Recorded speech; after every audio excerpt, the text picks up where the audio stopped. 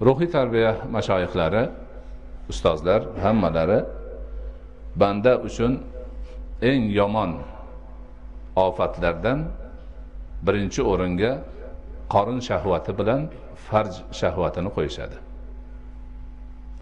Farj deganda jinsiy aloqa a'zosi hisoblanadi. Shu shahvat, qorin shahvati va farj shahvati bandani buzilishiga, badxulq bo'lishiga, aynishiga, osiy bo'lishiga, gunohkor bo'lib do'zaxga tushishiga, hatto kufrga yetishigacha sabab bo'ladigan ikkita katta ofat deyiladi, ikki narsani.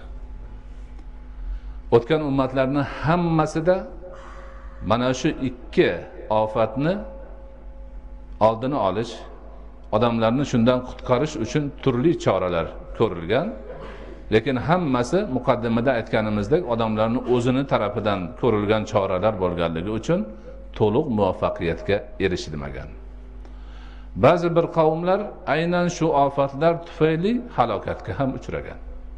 Misol uchun Lut qavmini Alloh subhanahu va taolo aynan farz shahvati tufayli demak yerni ustiga qilib jazolagan. Butun bir boshli ummatni shunaqa holatga tushib qolishiga aynan shu farz shahvati sabab bo'lgan. Odam ota bilan momo Havvoni jannatdan haydalishiga qorin shahvati sabab bo'lgan. Alloh yema degan narsani yeb qo'yganlar. Shaytonning ig'vosiga uchib. Shuning uchun bu ikki ofatdan mo'min musulmon banda nihoyatda ehtiyot bo'lish kerak va bu ofatga yaqinlashib qolgan bo'lsa, hazr qilish kerak, chalinib qolgan bo'lsa, shifolanishga o'tish kerak.